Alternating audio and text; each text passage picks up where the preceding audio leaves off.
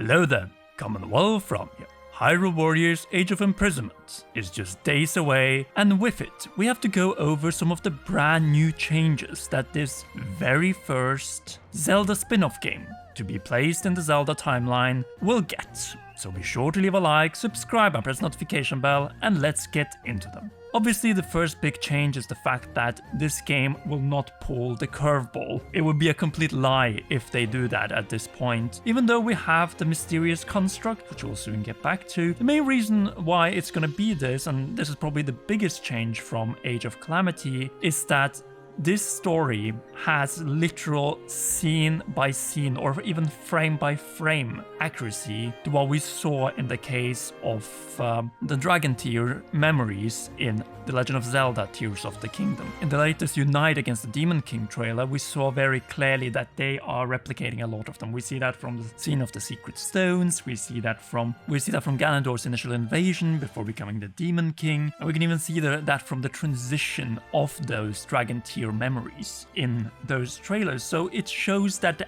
accuracy is the biggest point here. And why does this matter? Well, Koei Tecmo has never been allowed to have any of their Zelda spin-off games. None of them are in the official Zelda timeline. And the fact that this game in the timeline is historic. No Zelda spin-offs, so games that are not titled The Legend of Zelda have been allowed to take part of the official Zelda timeline. Well, this is the prequel story to The Legend of Zelda Tears of the Kingdom.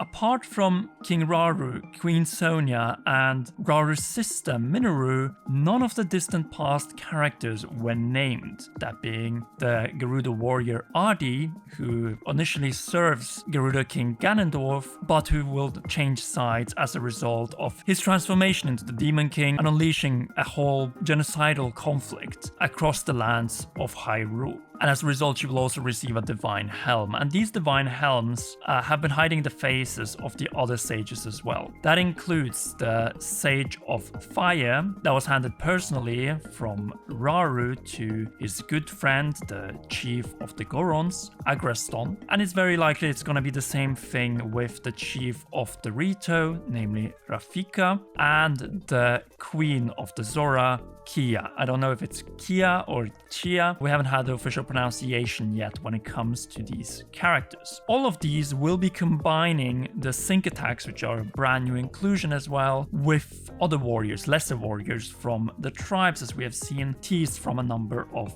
characters. For the Gorons, we even have a name that is Pastosu, which we also got screenshots of. Minoru is also playable, including with her construct. If this game is canon, that means that Sonia is going to be playable until we get to the actual turning point of the story, namely Ganondorf stealing the Secret Stone. So she's not going to be in that part of the gameplay, but probably be back when it comes to the non-canon stuff afterwards. But what is also unique to Age of Imprisonment is that it's including brand new characters. Some characters that were teased through lore in Tears of the Kingdom is the Chamberlain. And the Chamberlain is not a male, it's actually a female named Lenalia. And I really do believe that Lenalia is going to have a heavy emphasis, of course be voiced as well, as she's going to be writing down and chronicling. The difference here is it's not going to be read out to us. It's going to be more of the story is being told through not combat sequence, building up towards combat sequence. Likely starting with one of the Dragon Tear memories in the cases that they apply, of course, and then getting into gameplay. We have to remember this is the distant past. So we're going to be dealing with a lot of ancestors. One of the Hylian captains that will be playable in Age of Imprisonment looks surprisingly similar to Captain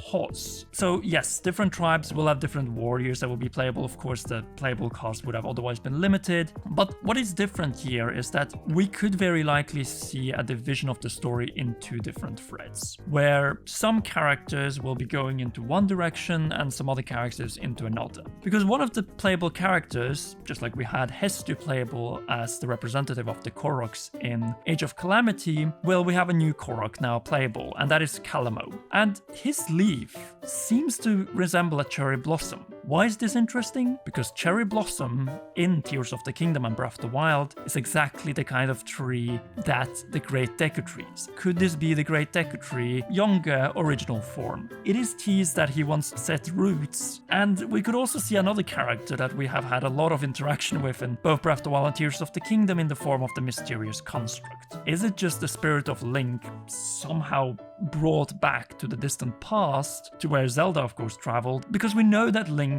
slept in Great Sky Island for quite a while. So the mysterious construct, in many ways, it could be two things. It could be the Link that we played as in Breath of the Wild and Tears of the Kingdom, or at least some kind of spirit of him brought back to the distant past, or it could be a different Link. And one of the most interesting theories is that the mysterious construct could be the Hero of the Sky. So the Link we played as in Skyward Sword, the reason they are saying that is that the stance of him using his sword and shield is very similar to that of the Link from Skyward Sword.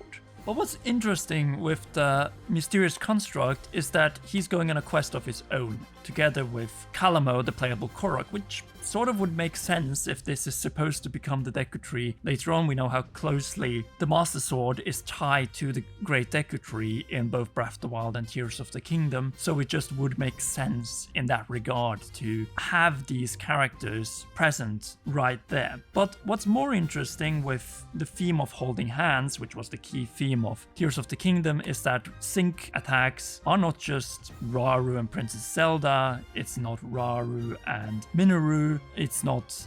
But the key thing is that the final hand that Zelda holds together and does a sync attack with is the mysterious construct. It could point to the fact that the mysterious construct is Link, probably carve a path until being destroyed, probably by Demon King Ganondorf. After all, he's going to be in his ultimate form. I really do believe that they will stay true to the story of Tears of the Kingdom, but the thing is, the team up between the mysterious construct and Kalamo, this is going to be a more comic bit, but we also know that the mysterious construct will go up to the sky, he will be able to fly, and that is also one of the reasons why they say that this could be tied to the Hero of the Sky from Skyward Sword, because of course their Link was flying a Loftwing, so there could be a connection right there. So it's going to be a very interesting perspective, not only of seeing all these playable characters, but also seeing a Hyrule that we didn't really see, because almost all of the cutscenes were in or around the Great Plateau, or the section that was taken up later, including with the Temple of Time, to form Great Sky Island, where Link would awaken and start his true quest in The Legend of Zelda Tears of the Kingdom, which this game is, let's be honest, a prequel of, along with, of course, Zonai items that will be temporary. And then, of course, we have the new bosses, which seems to be either more powerful forms of the bosses we faced in The Legend of Zelda Tears of the Kingdom, so Queen Gibdo, Muktarok,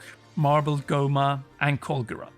We've had a playable demo, including at selected stores in the US, but this is the same demo that was present at Tokyo Game Show, which we have gone over extensively, and which we also have direct footage of instead of just over-shoulder footage that would be from that demo.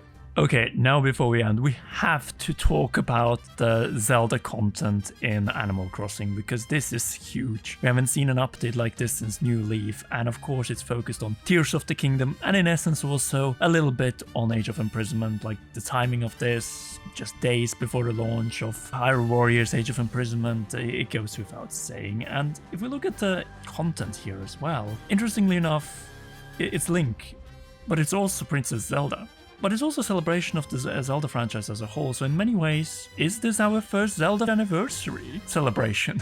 Because it's coming out in January, right before the start of that anniversary, and you can visit characters such as Minoru in her house, and it's possible that Age of Imprisonment might have some more characters as well playable in DLC. Because, yeah, it might stay true and canonical, but it could also change things when it comes to the DLC. And then maybe, who knows, Link, Sidon, and many others might be showing up as well.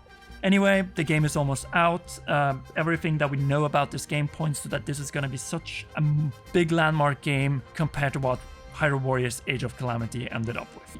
What are your thoughts about all the big changes, including the canonicity, which has been repeated over and over again, the story leading into Tears of the Kingdom, when it comes to Hyrule Warriors Age of Imprisonment or Zelda Muso in the eastern regions? Sound off in the comment section down below. If you haven't already, then be sure to leave a like, subscribe and press the notification bell, not miss any upcoming Hyrule Warriors Age of Imprisonment videos and other Zelda videos. Last but not least, a big thanks to you for watching and to all our patreon.com/ComeAround patrons. Special shoutouts go to our royal producer Jonathan, and heroes Cheryl, Garrett Hoy, Holly Wolf and Kintaro. You rock, and please enjoy these awesome videos.